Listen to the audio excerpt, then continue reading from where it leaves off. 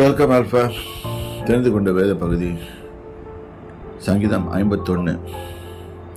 இங்கே இந்த தாவீது தன்னுடைய பிரச்சனைகளோடு தேவனோடு ரெக்டிஃபை ஆகிறதுக்கு அவன் போயிருக்கும்போது அவன் சொன்ன வார்த்தைகள்.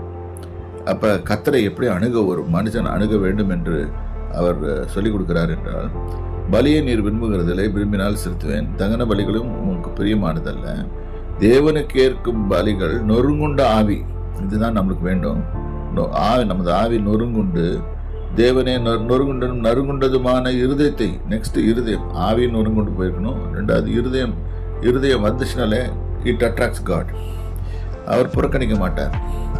அப்போ நம்முடைய இருதயமே நொறுங்குண்டதுமாக இருக்கணும். அப்போ நம்ம செய்கிற தவறுகளை நாம் உணர வேண்டும். உணர்ந்து தேவனிடத்தில் போய் நான் தவறு செய்துட்டேன், மன்னிங்க அப்படின்னு நம்ம இருதயத்திலேருந்து சொல்லும் போது கர்த்தர் அதை கேட்பார். அது அவருக்கு பிரியமானது. இது நல்லா புரிஞ்சுக்கணும். விருந்தினா இதான் போட்டிருக்கோம், நீ பலியை விரும்புறதில்லை, விரும்பினால் செலுத்துவேன்னு போட்டிருக்குது.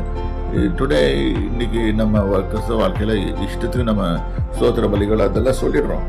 கர்த்தர் விரும்புகிறார், ஆனால் விரும்புகிறாரா இல்லையான்னு தெரியாது. ஆனால் நம்ம செய்துருவோம். ஆனால் கர்த்தர் நம்ம இருதயத்தில் உண்மையாக உள்ளவர்களாக இருக்கணும்னு தான் விரும்புகிறார்.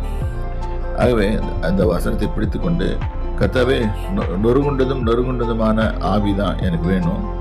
எனக்கு என்ன இருதயத்தில் என்னை உணரத்தக்கதாக, என் நிலைமை என்ன என்றது உணரத்தக்கதாக எனக்கு அதை சொல்லிக் கொடுங்க.